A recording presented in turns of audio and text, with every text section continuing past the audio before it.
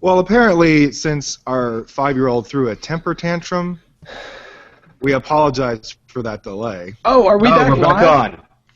Did I know? How long have we been live? 3 seconds. Oh, okay, good. Welcome all over again.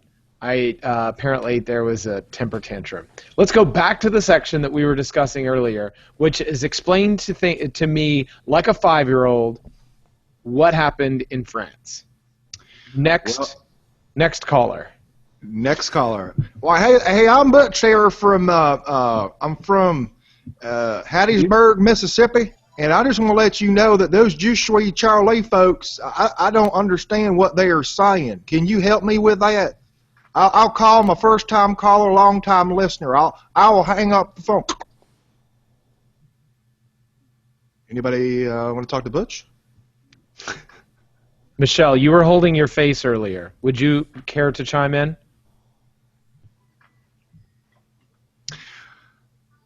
Maybe? No, she's not listening. Okay. Tom, do you have anything to explain to me about Je suis Charlie? Yes, well, I don't know where we cut off in our explanation of the because I know it was a long run. Okay. One of the things I want to say is it's a. Here I get into like a little bit of the nuanced conversation where I still haven't felt out my feelings because there's been like the large kind of groundswell support, the Je suis Charlie Twitter hashtag being one of those things where it's become like what I think Frank said it was the second most second highest. It's now the hashtag. first. It's now the first. Number one hashtag in history. First, I'd read a really awful, stupid. David Brooks, who's a columnist for the New York Times and who is an idiot, wrote kind of an article decrying or complaining against the Je suis Charlie movement and the defense of Charlie Hebdo. And it was pretty ham-fisted. It was a little bit poor. David Brooks, bless him, but it was not the best thing.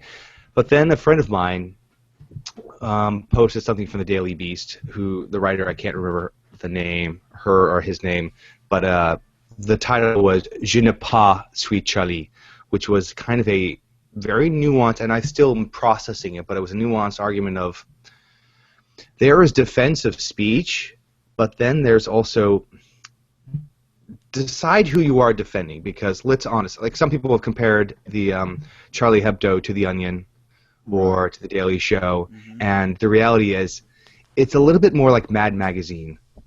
Charlie Hebdo is apparently exceptionally lowbrow, reaching for the low fruit, intentionally provocateur. And again, the writer went at lengths to say, I am in no way defending at all the actions that happened. Yeah. But he was disagreeing about the racism of the magazine. To suddenly like hold this up as the mantle of free speech is a little bit of a. There's a lot of people whose free speech is being closed down, shut down, whose voices are being denied. And this is kind of like, these are the equivalent. I think they even said this is like middle school humor. If you look at Charlie Hebdo, this was not erudite political analysis or really. This was a really kind of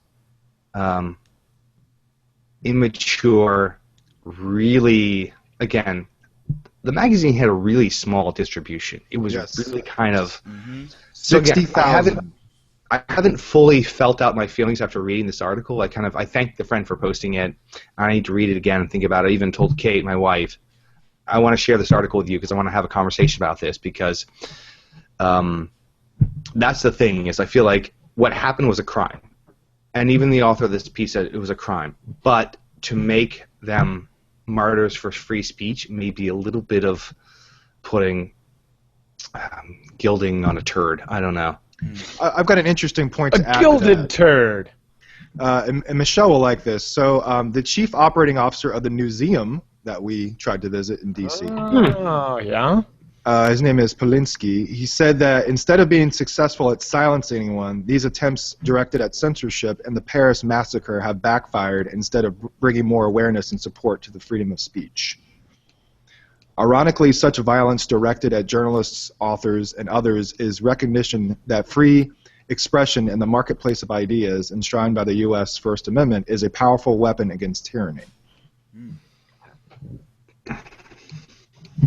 Yeah, but isn't that arrogant to say that free speech is the solution to tyranny? It worked for Thomas Paine when he wrote out those brochures. We didn't have newspapers in the colonies before they were colonies. That's how the revolution even started. Yeah. I'm not saying it's never worked. I'm just saying that that's, in my opinion, it seems arrogant to say that that's the only way to deal with tyranny, is with what we've seen success with. Knowledge is power. And the journalism is the fifth estate, apparently. I read a book on Thomas Jefferson, and there's an example of him actually leaving out newspapers in it wasn't the White House, but President's Mansion or wherever it was that he lived while he was president, and how visiting dignitaries would take a look at some of these, and some of what was printed about Jefferson would be libel, like it was slanderous, and yet he would leave them out to show visitors, okay, this is what free speech looks like. These are newspapers that are not being, nice about me, but in our open and free society, we permit this. Not only that, we it's more important and we to leave have it that out exist. for you to read. So it was almost a way of letting those. It's like that anecdote is came from a book I read a few years ago. But that example of the freedom to protect even the most I read that article too, Tom, about. I think I saw one that was just in English that was I am not Charlie. It wasn't with the French title, but yes, this idea that it can protect even the most middle school of publications is an example of free speech, but not necessarily. I don't know. It wasn't I don't think that was the intention of the publication to be this kind of martyr of free speech. So. Yeah, there's the smaller examples of things that we should be like rallying around and supporting, but probably aren't getting the attention because, sadly, unfortunately, there isn't a shooting or it's sad that it takes a violent attack to get us aware of diminished voices, and it's unfortunate. And again, it's a crime. It's awful, but there are still journalists, there are still voices that are being silenced, and it's like the question is is it going to take a violent act against them for us to realize, oh wow, maybe we should be listening to them or supporting them or allowing them their. I think I don't know. I think I don't know. Diminished voices is the right word for this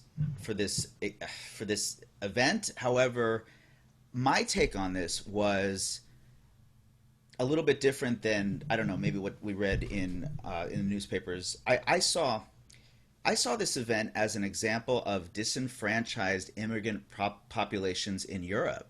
The true diminished voice of the fact that after World War II, there were so many millions that came to Europe from North Africa, from Asia. Many would say, I don't know what the word is, but going back to the countries that were their colonial master, I don't know, right? From Southeast Asia, people went to France. From India, people went to the UK.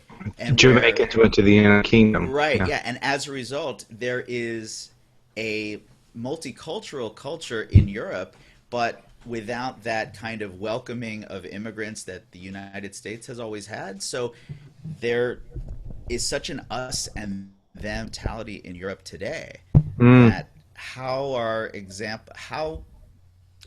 these events of acts of violence not happening more often? It's such a split, it seems. I mean, if you visit Paris, there's the way of life that the French lead, and then there seems to be a way of life that their immigrant populations lead, and why are they never integrated fully into the wider mainstream culture? It's just a great question. It reminds me of specifically again with France, part of the something I have a problem with, not a problem with, a lot of people have criticized them for, is this egalitarian brotherhood. But when you look at the way they do their census, they do not recognize race, religion, ethnicity, all these things. It's just like, no, because we're all Frenchmen. And so there's this, it's at that, which might seem like, oh, that's very noble, we're all Frenchmen, but at the same time, it's a way of like kind of denying the reality of you have the, on paper, denying the reality of you have the largest Muslim minority 5 in million people. I mean, Muslim that's population in huge. Europe. Refusal to recognize the shifting demographics, and then suddenly being shocked at, oh my goodness, what's going on in our country? It's like, no, this is, and it's it should be a positive trend. Absolutely. Because also, I mean, here in the United States, I feel like when we read about Europe, we are amazed by their systems in government that, let's say, have an extended maternity leave or paternity leave or 6 weeks of vacation, and yet the social structures that they have in place to incorporate their immigrants, I have always felt that they're lacking. They're not. Nobody talks about the fact that, I teach in a public school, so I can tell you that we have government structures to not only welcome immigrants, but we'll provide them all of the social resources that we can. It's just what we do, right? From grandparents that don't speak English to how do we get to people that feel a part of the United States? How do we get them to the feeling of inclusion and citizenship? It's these social structures in place. So while France might give their nationals, whatever it is, 8 weeks of maternity leave or vacation time or socialized medicine, there don't seem to be the same systems in place to even acknowledge the shifting population. And you're right with the census idea. That's very, that's a good example. and ultimately, it's going to make so much economic sense. I mean, the recent figures, Europe is in danger of becoming the next Japan, and not just the way their economics have been, but like the aging population.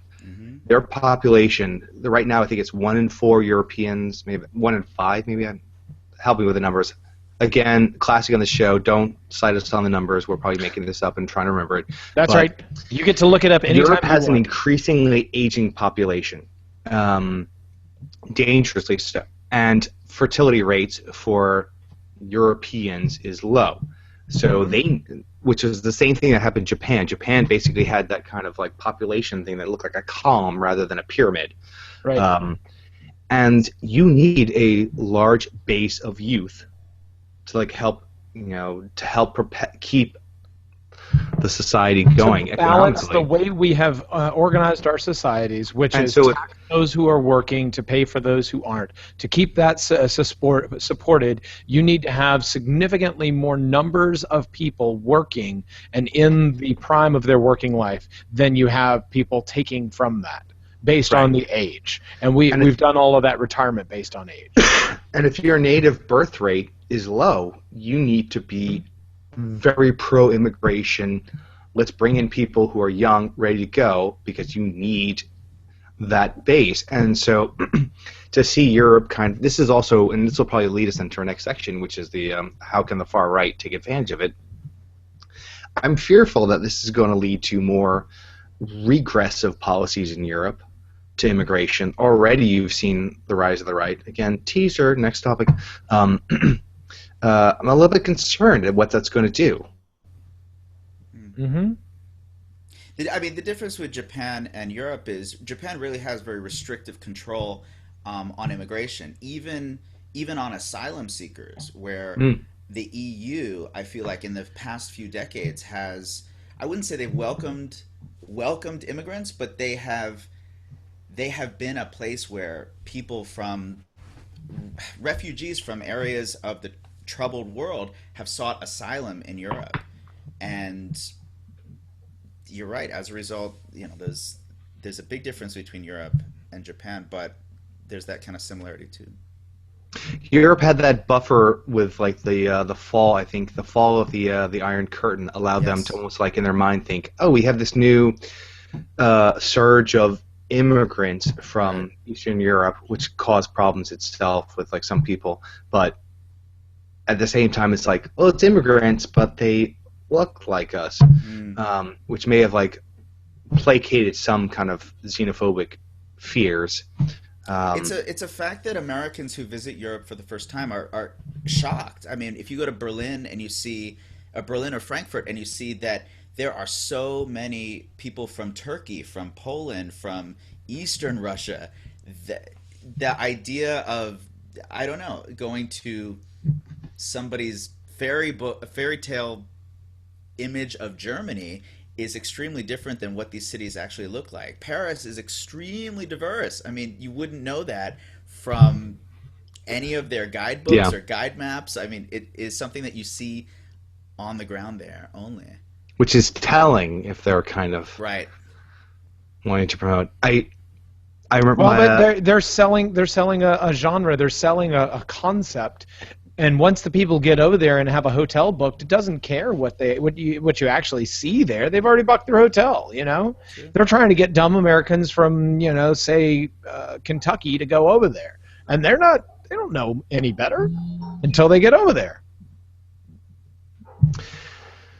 So we lost all our topics for tonight with the reboot, and we're not going to totally do a radical shift. We're going to do a shift to the right. The next topic is my which I posted up was, and this has been unfortunately the most immediate reaction I had after the shooting in Paris was, how is the far right, or how much can the far right take advantage of this?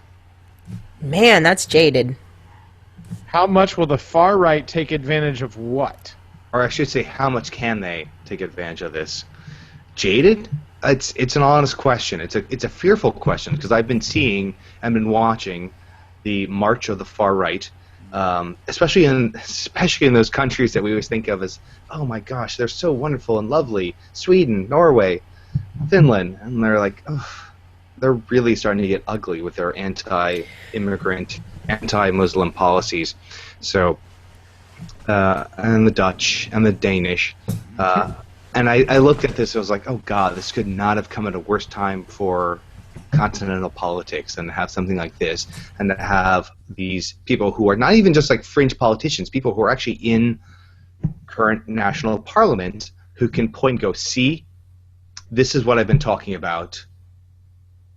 Fall in step with me. Germany, for weeks before this, there have been larger and larger demonstrations. Mind you, there has been counter demonstrations against them, but there's I think it's called Pariga movement in Germany, which has been large-scale demonstrations against immigration in Germany. I'm a little bit worried that this could... Pediga? P-E-D-I-G-A? It's an acronym I'm not familiar with, but it's... Yeah.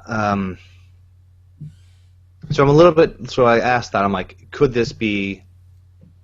Obviously, I have an answer or a thought on this. Could this be is it a spark, or is it just fuel to a potential fire? Obviously, we live over here, not there, so we can't know. The way that you said it, it sounds like it is fuel. Yeah, it's right. It's gonna be fuel for a political fire, and really, that's what the people who create terrorism want. Is they want to create fires, and the more chaos exists, the more they have a chance to compete, because the prevailing ideas will squelch their concepts and ideas if they are coalesced and created into a more unified front. The terrorists hate our freedoms. They hate our discrepant ideals, and therefore those are promoted by freedoms. Oh, Banksy. There's somebody's doing a Banksy of Charlie. Bit my ego. It really hurt Charlie. Well, I got a question for the panel. Okay. To quote Joshua the computer in the 1983 wonderful movie War Games, would you like to play a game? Would you like to play a game? Yes. Sure, let's do it. Global thermonuclear war. No. Recorded in Gainesville, Florida, with Not My Job guest Jeff Wheeler and panelists Tom, Michelle, and our special guest this week, Hartley.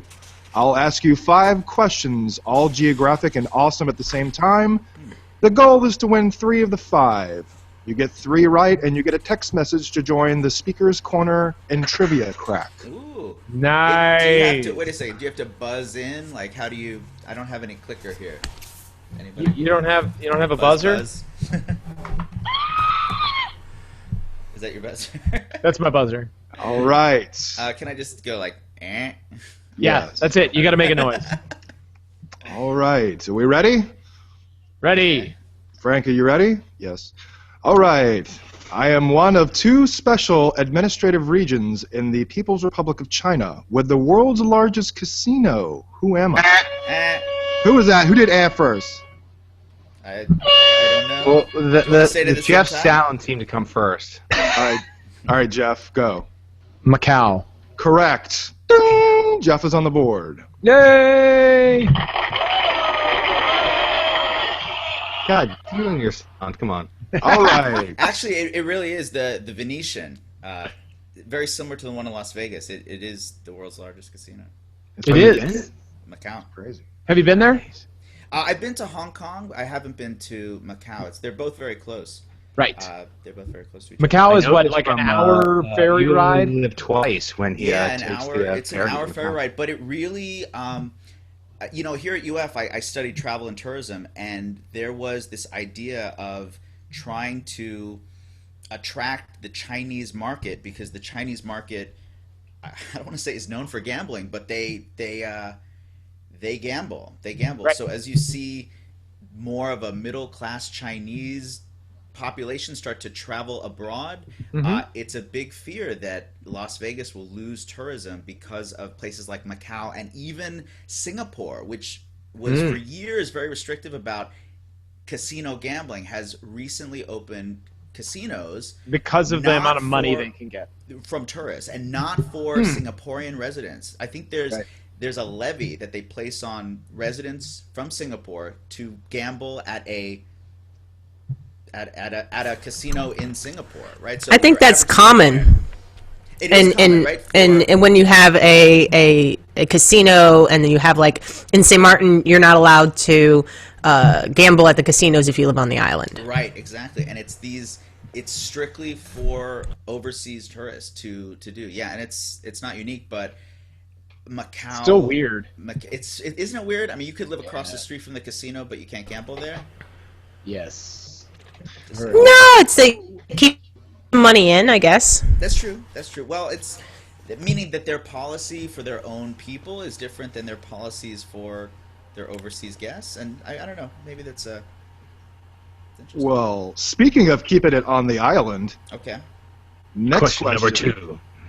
Easter Island is an island in the southeastern Pacific Ocean, most notably for its 887 statues called Moi. But it is protected militarily by this country. Who am I? Chile. Correct. On the board. Easter Hartley. Islands are protected by Chile. Wow. Well done.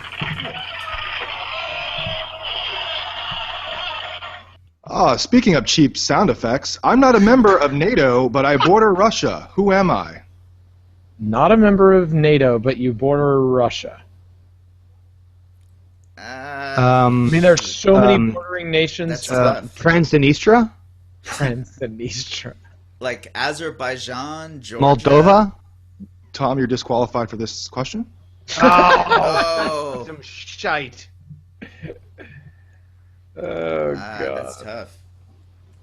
Not any of the Baltic states, right? Like not Latvia, Lithuania, Estonia. None of those. Oh gosh. Paula? do we- China? Go really far east. I will go with that. I was going with Finland, but I will take China. I mean, the world is round, right? All Right. Hartley on the board with 2. Congratulations, Hartley. I don't know how you answered that question correctly. Where is the cheap sound effects? Apparently. Oh, it's- did you need the? I thought you were giving me a hard time. No. Well, apparently there was applause when this nation joined the UN. It is the newest country in the world. Who am I? South Sudan. Damn it, Tom. thought you Tom were- is on the board. Where's your tie. buzzer? What happened? All right. I might need more Okay, than 5 I'm just questions. shouting out my answer then. It seems to be the way to go. Sorry. That's okay. All right, this is the fifth and final one. Hartley, if you get this, you get a subscription to the Green Room Trivia Crack. I know wanna you're be excited in. about no. that. Awesome. Yes. Is there like craft services in this screen room? No, we have. And your cheese is provided by Tillamook from Happy Hungry Cows. Happy Healthy Cows. Happy healthy cows. Britain has 300 years of sovereignty over this rock. Who am I? Gibraltar. Hartley, congratulations! Yay. You've won a lifetime subscription to Tillamook Cheese from Healthy Happy Cows. Also a voicemail from me on your cell phone, not really. And you get to join the Trivia Crack Club for the Speaker's Corner. Congratulations. I'm honored. Thank you, guys. Well done. All right, what else do we have on the docket? Brush your teeth, Jeff. I'm sorry. Ass hats. Ooh, hats of asses. God. Oh my Hats God, I'm of trying to asses. that. Can I I lost just the notes. can I pone in on one and then you guys can go? Yeah, you can do yours. You do yours while Tom thinks about his. Go ahead. Frank, your thing is, yours is people I want to punch in the throat. That's Yes. your. People I want to punch in the throat. I want to punch Jake Tapper in the throat from his journalistic ability of not enunciating French words. If you're going to start a place in France where people are having a demonstration like the Place de République, say the Place de République. Don't say the Place de Republic. Don't start something and Americanize it at the end. Language is not to be a cheeseburger with mayonnaise on it or mayo on it. Thank you. The end. It's to be a Okay. burger royale. The Royale with Fromage. Fromage. Fromage. I agree with that. If you do not remember your ass hat, then there was a things that pissed Tom off. Things that piss me off that shouldn't piss me off. This is my favorite segment. The things that piss me off that shouldn't piss me off, and because oftentimes it's very self-reflective. And currently, it's finishing a show on Netflix that you really have given up on, but you spent 9 seasons watching. But you're invested in, so you feel like And you that have would be Gilmore my Girls. dishwashing. As many of you know, my Wow. dishwashing show. Oh. My dishwashing show, and it's a show that I will always pretty much will only watch when I'm washing dishes, has been the long-running, in its 10th season now, series Bones. Mm-hmm. Which I remember my wife, now fiance at the time, when she came back from Spain after a few months, she saw me washing dishes and I was watching the show, and she goes, "What are you watching?" And I said, "Bones." She's like, "So this is something you do now?" Perfect answer, because right now I'm like, why the hell do I do this? It's an awful show, or it's become an awful show, I should say. Right? But in the last year and a half, I've bullied through only in pretty much dishwashing or ironing settings, watching the show. I'm halfway through season 9, and last night I went, It doesn't get any better. why? So I'm actually kind of pissed off at myself. Things that should piss me off is me and my consumption of. You've come so far, baby. Do you take it all the way at the end? I think you just got tired of the Crystal Method in the very first when they're playing that song. No spoilers. I've never seen it and don't ever intend to. No, it's just the intro sequence song. That's all it is. Oh, okay. Bones is not a bad show. It's a pretty good show. Like Tom said, though, Show, season the 1 through first 6 or yes, 7. and then she got married to whatever his face is, and then things went downhill. Typical Lois and Clark syndrome. Yeah, yeah. As we always know, Lois or moonlighting. Moonlighting, good example. Whenever you have the two characters that have, but it's the classic problem with a long-running series. If you have two characters that you're like, oh, you want them to get together. You're but not never together. supposed to get them together. But you can't. Otherwise, you have to end it. You have to get them together and then end it. It should be they get with somebody else, and we're all heartbroken that they never saw it, and we always did. Yeah, that's Yeah. what screwed up Night Court.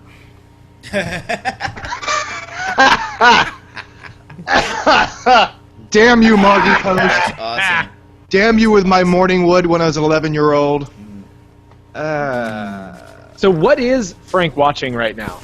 Normally we have a segment, or we had a segment called What's on Frank's DVR. I think we need to know, what is Frank watching this week? Does it have to Or be on what the have you DVR? watched? Does it have to be on No, Could it be any medium? Yes. We are progressing into the future, Frank, and any visual media. any medium. Sweet. Okay. Well, the reason I brought Macau into the list of countries, or territories this week, or I guess special administrative regions, is I watched this very interesting documentary on North Korea and how they're financed. Ever since the interview came out in late December, I've been kind of binge watching documentaries of people visiting North Korea, and very fascinating article on the interwebs. So we'll put it in the show notes, but it's a documentary on how Kim Il-sung, who just had a birthday, I think he just turned 32, gets actually financed and how their system gets funneled. So apparently Macau has a lot of banks that got shut down by the U.S. for funneling money to North Korea. And a lot of the Chinese shipments get sent to North Korea because they're a primary exporter. So I watched that this week. It was very interesting. It's the blessing of and the curse of the special administrative region. Truly. Yep.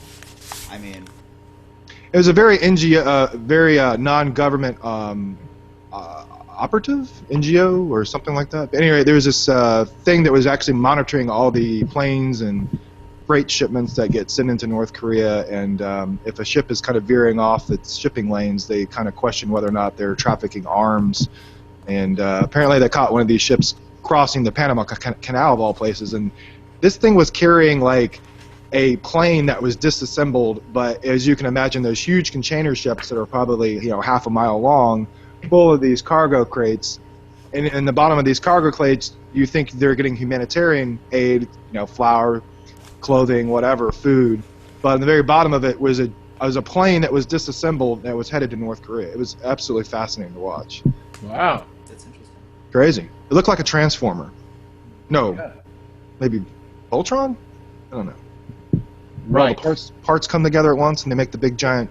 Yeah, I machine. think that's right. It's more Voltron, it's more Voltron, I think. Yeah. Yeah. Okay, so I I actually speaking realized of- your question earlier, Frank, is wrong. It's only realized.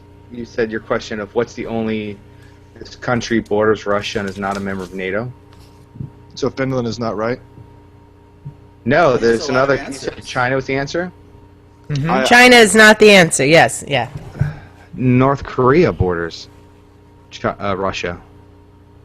Oh, Go Correct. on. Go on. Wait, but No, I'm just saying China's there's not a multiple member of answers to your NATO, question. though.